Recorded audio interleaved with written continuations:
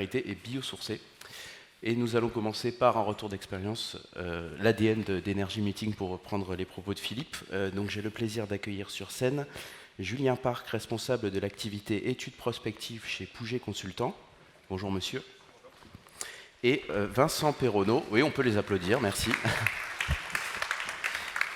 Et Vincent Perronneau, vous êtes directeur général de l'OPAC de l'Oise et référent pour la mission de l'URH Hauts-de-France. Voilà, vous avez 20 minutes messieurs, nous sommes tout oui. Merci, bonjour à toutes et à tous. Les 56 bailleurs sociaux des Hauts-de-France engagent annuellement 1,8 milliard d'euros de dépenses. Ce volume d'investissement considérable est pourtant insuffisant pour répondre aux défis de la loi bas carbone et de la loi climat. En même temps, notre modèle économique réglementé, l'insuffisance des financements et en particulier des aides de l'État pour nous accompagner dans la transition nous font poser la question de l'optimisation de nos investissements pour que chaque euro dépensé soit le plus efficace possible dans la réduction de notre empreinte carbone. La hausse constante des énergies a totalement bousculé cette approche, car l'urgence sociale est venue doubler l'urgence climatique. Notre réflexion ne pouvait s'imaginer à l'Union régionale HLM des Hauts-de-France sans celle de nos partenaires régionaux dans cette aventure, la Banque des Territoires et la DREAL qui cofinancent cette étude, mais surtout les énergéticiens et la Fédération française du bâtiment pour prendre en compte les contraintes de cet écosystème. Donc du coup, pour accompagner l'URH dans justement la définition d'un plan de transition environnementale à l'échelle des Hauts-de-France, on a formé un groupement avec le cabinet Greenflex et on a proposé une méthodologie du coup, pour les aider à à définir une stratégie de décarbonation, et puis surtout à essayer d'établir la feuille de route qui permettrait de mettre en place cette stratégie. Et donc on a proposé une méthodologie en 3 phases, avec une première phase d'un diagnostic globalement du parc régional, donc parc HLM régional, où on a du coup analysé le parc sous les angles techniques, architecturaux, énergétiques. On a notamment réévalué l'ensemble des DPE ou estimé quelles étaient les nouvelles étiquettes DPE sur le parc pour estimer un peu le chemin à faire et les logements et les caractéristiques des logements à rénover.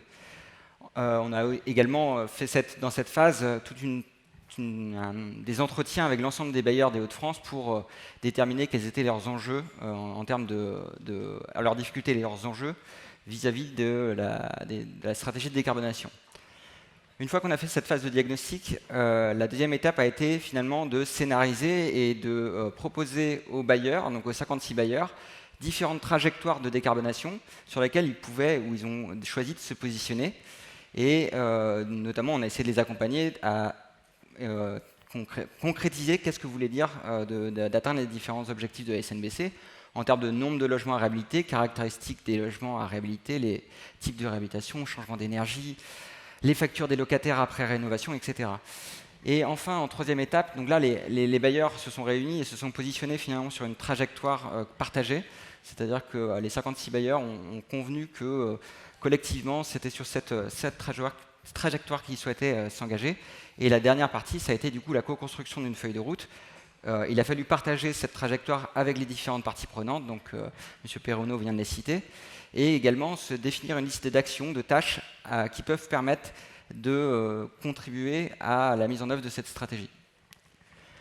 Donc, sans plus attendre un peu, je vais vous présenter les différentes phases. Et donc, je vais commencer par le diagnostic. Ce qu'il faut comprendre, c'est que le parc d'HLM des Hauts-de-France, c'est un parc qui est relativement atypique par rapport au parc social national.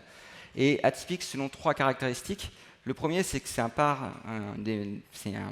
qui est globalement avec beaucoup plus de maisons individuelles que le parc social national, avec 38% de maisons individuelles contre 15% au niveau national. C'est aussi un parc qui est globalement beaucoup plus gazier. Donc le parc globalement social, c'est un parc qui a 55% de logements qui sont chauffés au gaz, mais à l'échelle des Hauts-de-France, ça représente 73%. Donc une contrainte supplémentaire, entre guillemets, pour atteindre les objectifs de décarbonation. Et puis, c'est aussi un parc qui est plus ancien. 21% des logements ont été construits avant 1960 sur le parc social des Hauts-de-France, contre 16% au national. Donc ça, c'est 3 spécificités qui vont contraindre encore plus une stratégie de décarbonation, sachant que la dernière spécificité, pour vous donner une idée, donc les 21% de logements anciens, ça correspond spécifiquement aux maisons individuelles, aux cités minières qui sont par ailleurs protégées, qui demandent une ingénierie pour aller rénover ces bâtiments qui est différente des grandes mares et des grandes tours. Je ne vais pas vous présenter l'ensemble des éléments qui ont été présentés dans le diagnostic, mais je vais vous présenter ce point-là quand même qui est essentiel, c'est la répartition des DPE. Donc on a essayé de réestimer les étiquettes de DPE avec la nouvelle méthode. Et en fait, aujourd'hui, il y a encore 25% de logements qui seraient en étiquette E, F et G sur le territoire pour le parc social. 25%, ça représente 150 000 logements. Donc c'est déjà conséquent, parce qu'il va falloir les rénover pour respecter la loi climat et résilience.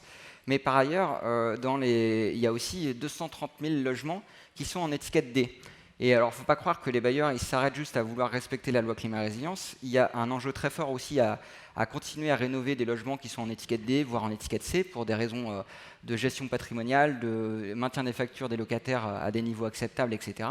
Donc il y a un vrai enjeu de massification de la rénovation ici, avec un nombre de logements à traiter très important. Et en plus, ces logements, ils sont répartis de manière assez inégale sur le territoire. Donc à droite, vous avez la carte la répartition des EFG sur le territoire, et on voit qu'il y a certains EPCI qui présentent plus de 50% de leurs logements en étiquette EFG. Donc il va y avoir un enjeu en plus à territorialiser et contextualiser tout le travail de rénovation. 3 régions en France comptent beaucoup plus de logements en étiquette EFG, F et G en particulier, que la moyenne nationale. Il s'agit des Hauts-de-France, du Grand Est et de la région Rhône-Alpes, Auvergne-Rhône-Alpes. Et il ne vous aura pas échappé que dans ces 3 régions, les consommations de chauffage y sont un peu plus importantes que sur la Côte d'Azur. L'OPAC de l'Oise emploie 2 personnes à temps plein pour vérifier les DPE que nous recevons, et on en a commandé énormément. Et 50% des étiquettes F et G sont fausses ou incomplètes. On ne peut piloter une stratégie d'investissement avec des données aussi peu fiables. À l'intérieur d'une même région, les situations patrimoniales, humaines et énergétiques sont très diverses. Dans l'Oise, par exemple, les consommations d'un immeuble de la Petite Sibérie, surnom donné à la plaine céréalière du nord de l'Oise, n'ont rien à voir avec celles d'un bâtiment équivalent au centre de Chantilly, protégé par la forêt. De plus, chaque territoire a un mix de potentiel énergétique différent, éolien, photovoltaïque, gaz vert, très présent en Hauts-de-France, et réseau de chaleur urbain. En tenant compte des consommations réelles, il faudrait idéalement territorialiser nos interventions et nos aides, et les aides qui vont avec un maillage le plus fin possible. Nos immeubles sont le meilleur rapport qualité-prix du marché immobilier, avec des consommations énergétiques 30% inférieures à ceux du privé. Pour autant, la hausse des énergies, malgré le bouclier tarifaire qui va bientôt disparaître, nous oblige à traiter en priorité l'urgence sociale. Ainsi, à côté de quelques bâtiments rénovés dans le cadre de l'ANRU, les pétitions de locataires se multiplient en ce moment pour demander une baisse de leur niveau de charge. Les travaux les plus efficaces en termes d'investissement au regard du gain en CO2 attendus sont l'optimisation des équipements existants, la VMC en particulier, les chaudières gaz, les ballons d'eau chaude, et l'isolation. Dans un second temps, il faudra évidemment décarboner les énergies de nos immeubles. Mais encore faut-il que les réseaux et la production d'énergie suivent. Or, cette mutation des réseaux et de la production s'organise et se planifie sur le long terme. Nos locataires, en ce moment, n'attendront pas 10 ans pour voir arriver le réseau de chaleur urbain de Beauvais, ou les réseaux électriques suffisamment dimensionnés dans l'Oise pour sortir complètement du gaz. La nature de la production d'énergie décarbonée sera différente selon chaque territoire. Il faudra là encore optimiser les investissements sans opposer le biogaz à la géothermie et au photovoltaïque, mais analyser localement avec les énergéticiens et les élus le territoire et le potentiel le plus prometteur. Donc, vous l'aurez compris, du coup, suite à cette phase de diagnostic, et il y avait un enjeu de territorialisation qui est très fort, ce qu'on a proposé, c'est de justement scénariser qu'est-ce que ça veut dire d'atteindre la neutralité carbone, ou en tout cas de contribuer à la neutralité carbone pour le parc social des Hauts-de-France. Et pour ça, on a proposé de fixer 4 cibles. Et donc, on a élaboré différents scénarios qui permettent de respecter ces cibles. La première, c'est évidemment le respect réglementaire de l'éradication des passoires, donc, avec les jalons de la loi climat et résilience. Ça, c'est une première cible. La deuxième cible, c'est de se dire que d'ici 2050, l'ensemble du parc est considéré comme rénové et avec des étiquettes performantes. C'est un enjeu finalement de respect réglementaire d'un parc BBC à 2050, avec des logements qui seront très performants, d'autres qui seront un peu moins, mais qui resteront proches du niveau BBC. Et puis le troisième point, parce que, on l'a dit, les étiquettes DPE, c'est un premier volet, mais il faut aussi regarder la consommation réelle. Donc, il faut aussi atteindre une réduction des consommations effectives dans les bâtiments. Et donc, c'est reprendre l'objectif de la SNBC qui est fixé pour le parc résidentiel de moins 40% des consommations énergétiques d'ici 2050. Et enfin, le quatrième, c'est l'objectif de décarbonation de ce mix énergétique. Et pour ça, ce qu'on considère, c'est qu'il faut s'approcher le plus possible du mix énergétique cible de la SNBC en 2050, donc avec une certaine répartition entre l'électricité, le réseau de chaleur, le gaz, la biomasse, etc. Et c'est finalement, si on respecte ces 4 cibles, qu'on peut atteindre la SNBC, ou en tout cas qu'on peut contribuer à la SNBC à l'échelle du parc social. Alors, je vais essayer de vous présenter le scénario qui a été retenu. Je ne vais pas rentrer dans tous les détails, mais ce que je vais essayer de vous présenter, c'est les principaux points clés du scénario. Alors, ce qu'il faut comprendre, c'est que là, je vous présente le scénario en termes d'investissement et non de réhabilitation. Avec les courbes bleues, ça c'est le scénario qu'on a modélisé et sur lesquels les organismes HLM se sont accordés. Et la courbe rouge et les histogrammes gris au début, c'est le rythme actuel. Et en fait, on se rend compte déjà qu'il y a un décalage énorme entre ce qui est fait aujourd'hui, alors que les bailleurs sociaux sont quand même des acteurs majeurs de la rénovation, et ce qu'il faudrait faire pour atteindre les objectifs cibles à 2050. En fait, si on poursuit les objectifs actuellement pour le parc social des Hauts-de-France, on atteint les critères de la SNBC seulement en 2080. Pour atteindre les critères de la SNBC, ce qu'il faut faire, c'est globalement rénover massivement et intervenir massivement sur le parc. Alors, on a séparé finalement en 2 périodes principale, l'intervention sur le parc. La première période, d'ici 2033, c'est globalement, il va falloir systématiquement traiter les EFG. Ça, c'est 150 000 logements. Mais on ne se contente pas de traiter les EFG. On va également continuer à rénover d'autres logements, d'autres bâtiments. Et ça amène à 200 000 logements qui sont rénovés d'ici 2050, avec parfois des rénovations qui ne vont pas nécessairement jusqu'à l'étiquette C ou l'étiquette B, parce qu'on n'a pas forcément la potentiel de décarbonation qui est directement accessible sur le site. Ça correspond à 7,5 milliards d'investissements d'ici 2033. Et puis, deuxième période, là, on va rénover massivement les D et les C, et on va faire beaucoup de changements d'énergie, parce qu'on estime que du coup, il y aura peut-être plus de maturité sur les réseaux, etc. Ça nous amène à 290 000 interventions sur l'enveloppe, 290 000 interventions sur les logements, dont 110 000 changements d'énergie, donc des bâtiments qui sont déjà rénovés sur l'enveloppe, mais on change leur vecteur énergétique. Ça représente 11,7 milliards d'investissements. Au total, c'est 19,2 milliards d'investissements, soit un surcoût de 9,2 par rapport à ce qui est mis en œuvre aujourd'hui. Donc, ce qui veut dire x2 sur la performance énergétique. Et là, je vous parle juste de l'investissement sur les enjeux énergétiques, parce que les organismes HLM investissent énormément sur d'autres enjeux de mise aux sécurité, d'adaptabilité des logements, etc., qui ne sont pas comptabilisés dans ce montant d'investissement. Rapidement, parce que ce que je vous ai présenté, ce n'est pas juste une augmentation du volume de rénovation, c'est aussi une augmentation de la qualité des rénovations. Aujourd'hui, les bailleurs ils rénovent 13 000 logements environ par an, et c'est 4 500 rénovés BBC ou équivalent. Ce qu'il faudrait faire pour respecter les objectifs de la SNBC, c'est 18 000 logements rénovés par an, dont 11 000 rénovés à des niveaux BBC ou équivalents. Donc, c'est-à-dire qu'il y a, au-delà de l'augmentation du volume, il y a aussi une augmentation de la qualité des rénovations. Il faut aller isoler les bâtiments et les isoler de manière performante et pas juste faire du monogeste de travaux. Enfin, dernier point, nécessairement, il va falloir changer le mix énergétique. On l'a vu, un mix qui est majoritairement gazier aujourd'hui. Donc même si finalement on ne va pas pouvoir sortir du gaz tous les logements, il y a une nécessaire massification des changements d'énergie à prévoir, notamment sur la deuxième période. On a estimé que sur les Hauts-de-France, il fallait raccorder 136 000 logements à des réseaux de chaleur, dont 42 000 logements qui sont existants, qui sont déjà là, et potentiellement 220 000 logements aussi à transiter vers une solution thermodynamique, qu'elle soit 100% électrique ou hybride. Alors les 9 milliards de plus, nous ne les avons pas. Par exemple, avec un budget de 100 000 euros, vaut-il mieux traiter un logement très énergivore et lui faire gagner 400 kW d'énergie annuelle au mètre carré, ou traiter 3 logements très énergivores aussi, pour leur faire gagner seulement 250 kW au mètre carré, mais pour le même prix? La loi de Pareto et l'acceptation sociale de cette transition, ainsi que les gains en émissions carbone, donnent la réponse. Il faut massifier les rénovations de logements les plus énergivores en consommation réelle, là où les ressources de nos locataires sont les plus faibles.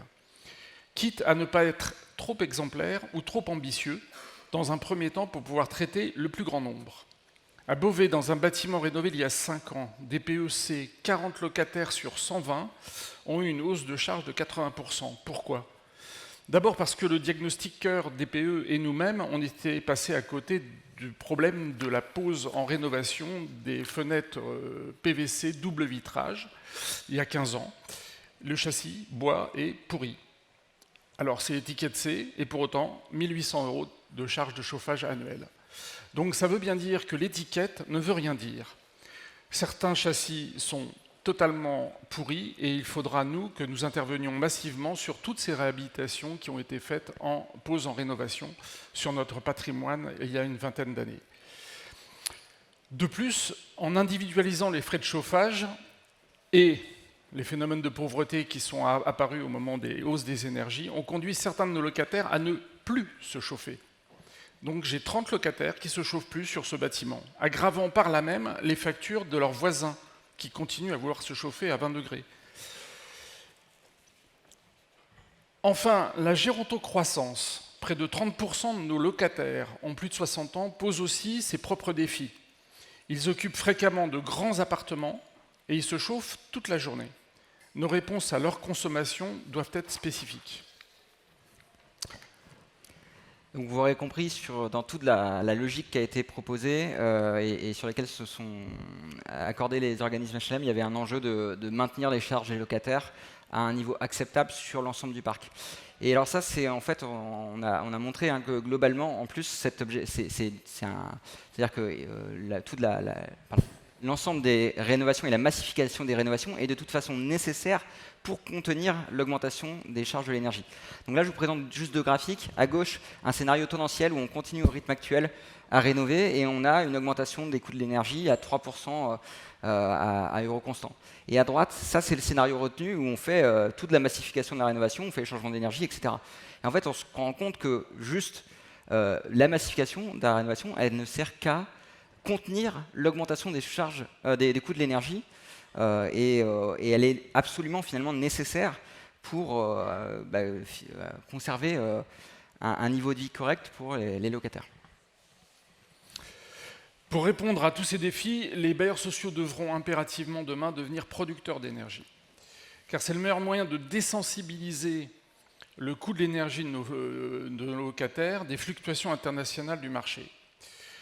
Mon organisme, le PAC de l'Oise, installe 3000 m² de panneaux photovoltaïques sur son parking, ce qui permettra d'alimenter des immeubles à moins de 2 km, 82 points de raccordement électrique.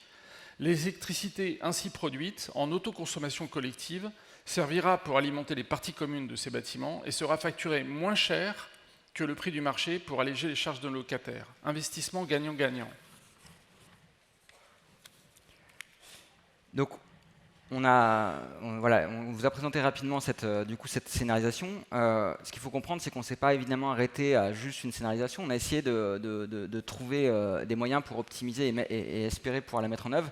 On a dit 10 milliards d'euros, il y a clairement un enjeu économique qui remet un peu, d'ailleurs, qui remet au centre du jeu le modèle économique des bailleurs sociaux. Mais au-delà de ça, il y a un enjeu à essayer d'optimiser, faire mieux avec moins, etc. Et pour ça, on a proposé une feuille de route qui se développe autour de 3 axes. La mutualisation, le premier axe. On a fourni aux organismes HLM des Hauts-de-France un outil qui leur permet d'évaluer quelle est leur capacité à mutualiser les travaux à regrouper des bâtiments qui ont des caractéristiques suffisamment similaires pour lancer des appels d'offres plus groupés. Donc, et il y a un enjeu du coup aussi à faire en sorte que ça puisse contractuellement se mettre en œuvre. Un deuxième axe de la feuille de route autour de la mise en réseau et notamment du rôle de l'Union régionale de l'habitat, donc cet organisme fédérateur de l'ensemble des organismes HLM des Hauts-de-France, qui peut jouer un rôle d'intermédiaire entre les gestionnaires de réseau, les bailleurs sociaux, les collectivités territoriales, les entreprises, pour que toute cette feuille de route se mette bien en musique. Et puis la territorialisation, la contextualisation. On l'a vu, ce ne sera pas partout pareil. On n'a pas forcément une capacité à intervenir tout de suite de la même manière sur tous les territoires. Et notamment, il y a un enjeu aussi de quelles sont la capacité des réseaux à accueillir finalement un changement d'énergie dès aujourd'hui ou dans demain, dans 5 ans, dans 10 ans, etc. Donc là, il y a aussi un enjeu à territorialiser et à montrer qu'est-ce que ça veut dire en termes d'augmentation du nombre de la puissance électrique à raccorder par commune pour qu'il y ait un dialogue qui puisse se faire avec Enedis, à convaincre des communes ou en tout cas échanger avec des communes pour qu'elles puissent commencer à réfléchir à la mise en place de réseaux de chaleur, etc. Donc un troisième axe autour de la territorialisation de cette stratégie. En conclusion, on a vu, il y a un enjeu du coup très fort à mutualiser, etc. Nous, ce qu'on a appris de cette étude, c'est que globalement, ça n'a pas révolutionné le nombre de volumes, etc. On le sait, il faut massifier, il faut changer d'énergie, etc.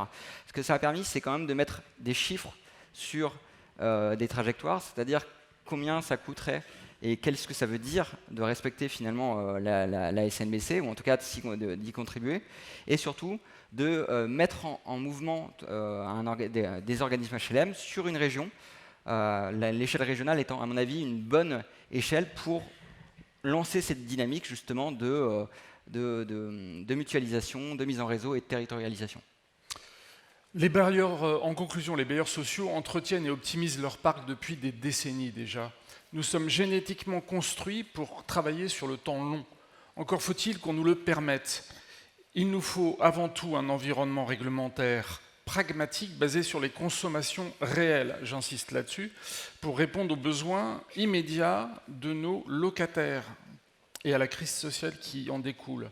Puisque nous n'avons pas collectivement les moyens financiers des ambitions de la loi climat et de la trajectoire bas carbone, il nous faut nous laisser optimiser nos financements, car personne mieux que nous ne connaît nos immeubles et nos locataires. Cette trajectoire territorialisée, si elle est accompagnée par les pouvoirs publics, sera plus efficace en baisse de consommation de carbone, permettra de planifier avec tous les acteurs du territoire la deuxième étape, la décarbonation des énergies. Je vous remercie.